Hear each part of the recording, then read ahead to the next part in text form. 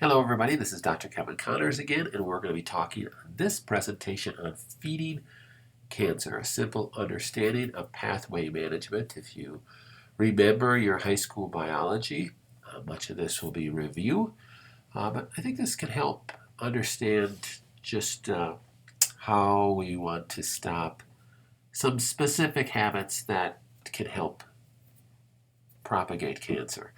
This is just a very simplified picture of how food goes into your body. Food starts up here on this diagram right here. It breaks down into glucose. So all food that you eat is going to eventually break down into smaller particles. Carbohydrates are going to break down to glucose quickest. Even proteins and fats will break down to glucose for energy in your body. That's how your body makes energy. It needs glucose. And you've heard it said that cancer feeds on glucose. Cancer does need glucose. What we want in our body is we want glucose to go the right pathway so that it's making energy. So it's making energy for our cells, and especially in the mitochondria, so it really gives us a good long life. Glucose goes through glycolysis, which is a step-by-step pathway which makes two little ATP energies molecules, but through glycolysis it ends in pyruvate. And at this point, when it ends in pyruvate, it has a choice. Now, normally it's going to want to follow that arrow. Following that arrow is going to bring it down into the Krebs cycle as it breaks it down to acetyl coenzyme A, and then eventually it goes into the Krebs cycle. And this is where we really get a lot of energy production. This is what you may remember some of these words from high school biology.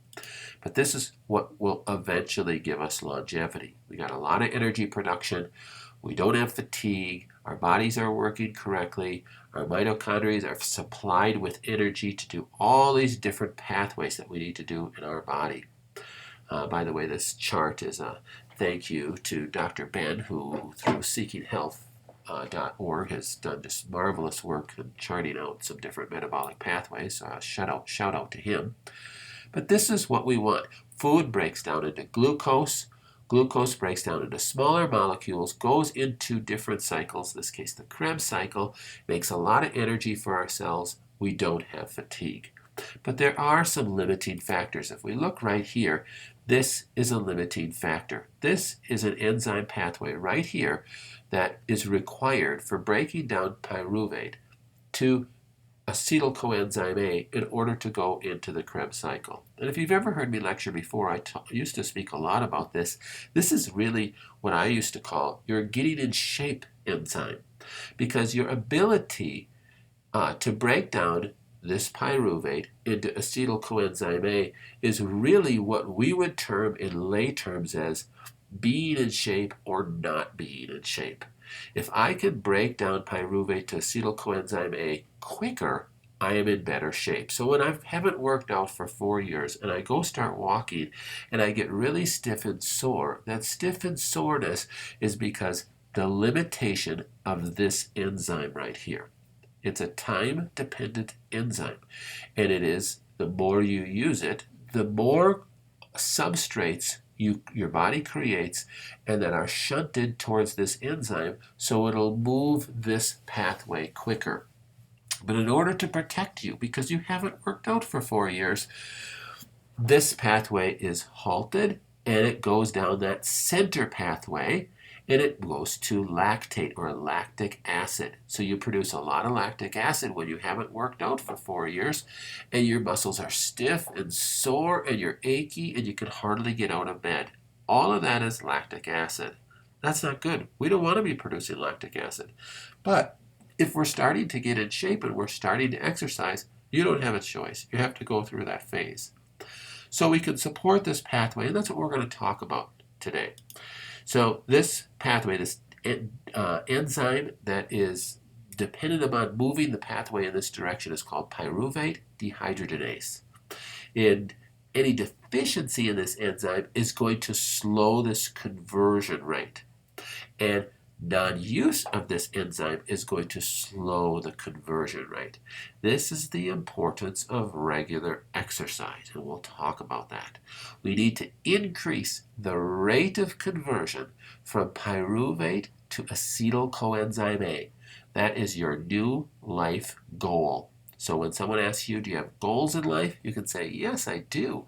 My first goal in life is to increase the rate of conversion from pyruvate to acetyl coenzyme A. What's your goal? And just look at the person's face.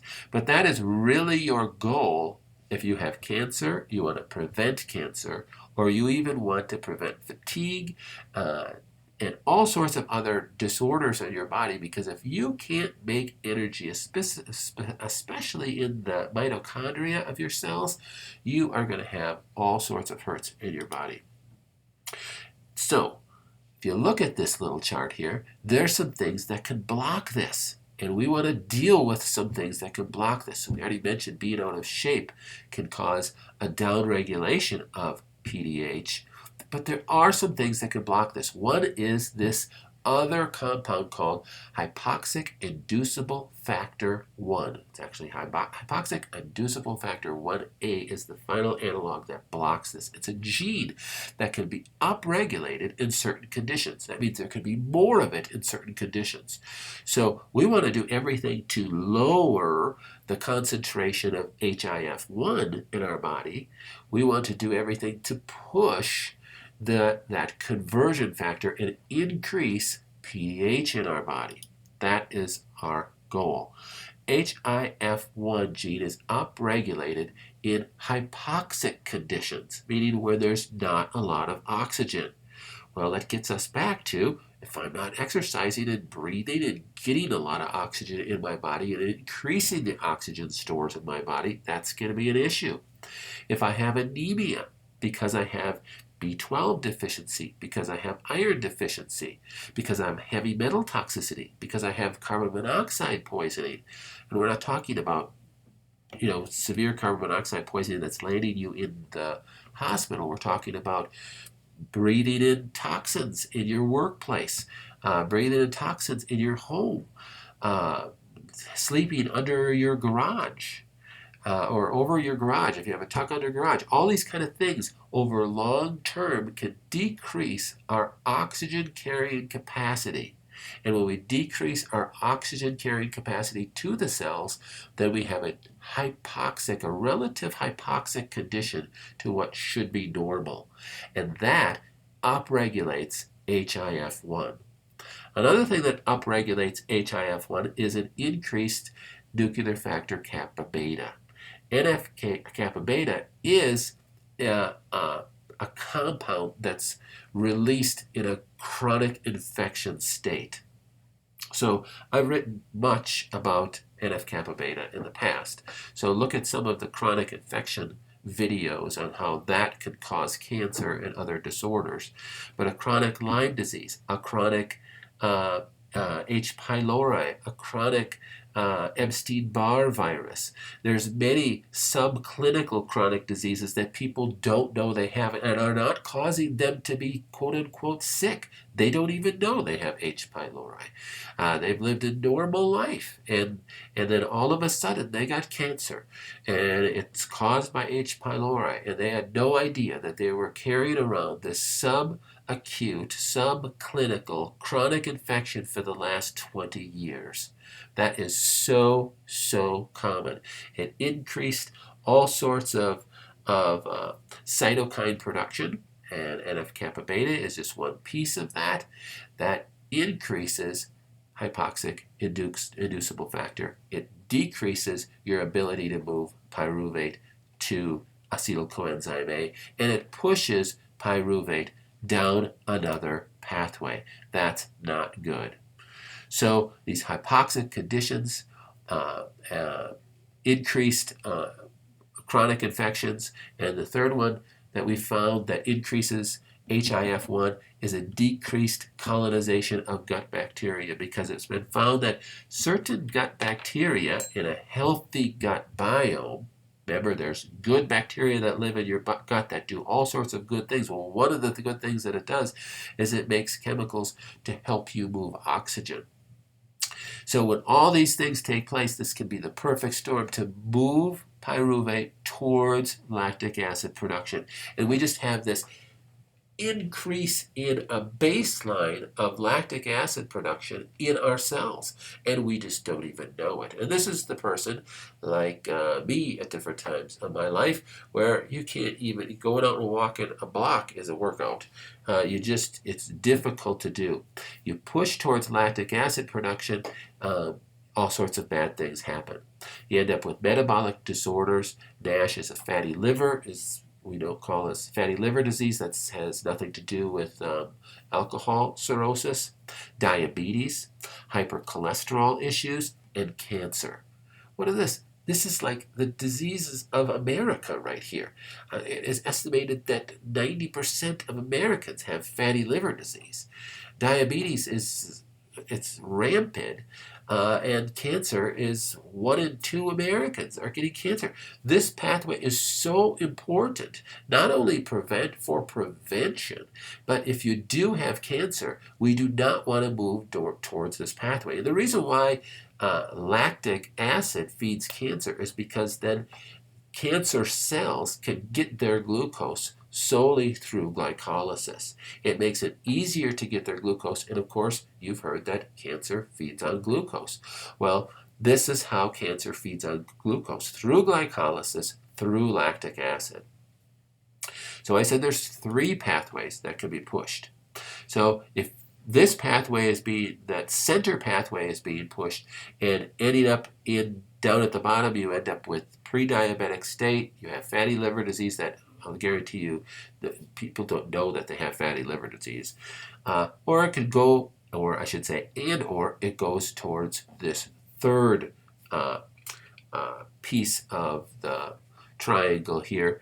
In the case of where a person has candida infections, anaerobic microorganisms, it goes towards this pathway and forms acetaldehyde. Now we see this all the time when we're looking at genetic pathways of our patients, where these genetic pathways, the methylation pathway and the methionine pathway, are blocked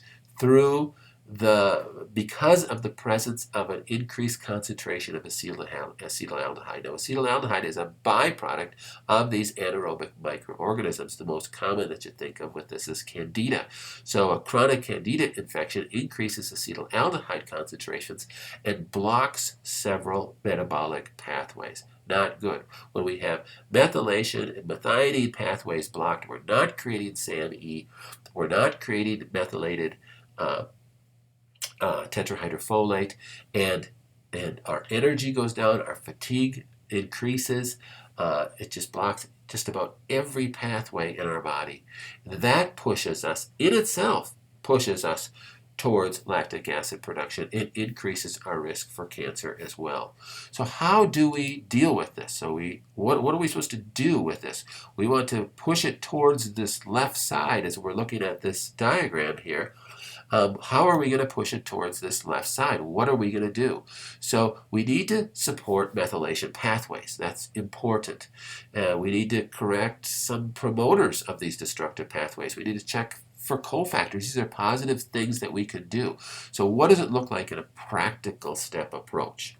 So this is why we have now come to checking for SNP defects in all our patients. Now, what's a SNP defect? That's a genetic, SNP stands for single nucleotide polymorphism. That's a genetic, epigenetic defect that can occur because of toxins in our environment and exposures to toxins in our environment that creates creates a genetic defect in us that then we can pass down to our children.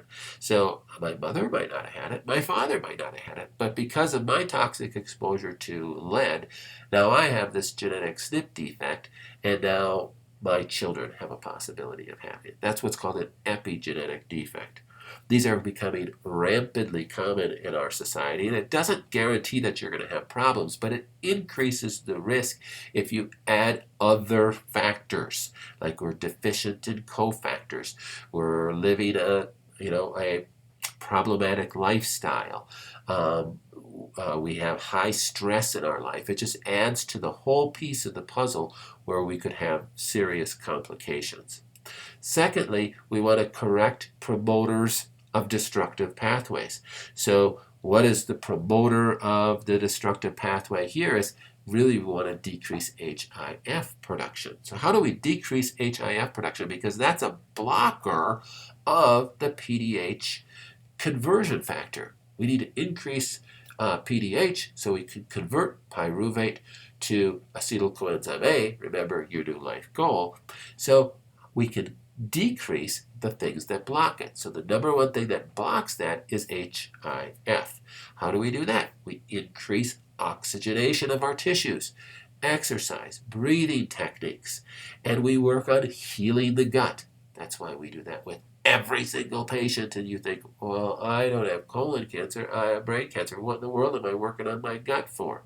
It's for things like this. There's other reasons why we need to heal your gut, but this is a big piece of it. And then check and support the cofactors. Cofactors are different nutrients that help drive the pathway. Or you better said, these are nutrients that are dependent for the pathway to be driven. So alpha lipoic acid is a great driver of this pathway, and B vitamins. That's why we put everybody on a good B multiple. So multiple B vitamin is essential for almost every metabolic pathway and detox pathway there is in your body.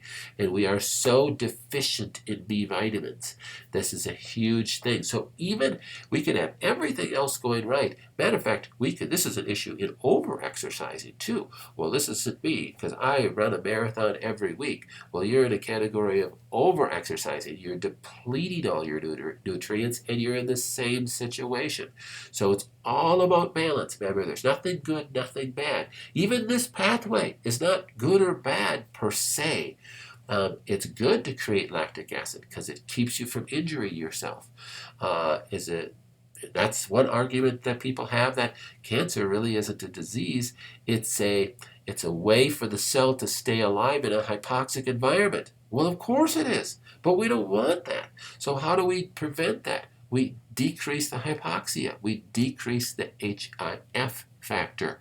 So we increase oxygen stores. We exercise. We heal the gut. We add cofactors to our diet. We change our diet, add good food, push the methylation pathway in the right direction, and it can really help overcome this. I hope this helped you understand that. We'll have lots more videos regarding this and other issues like this. All right, thanks.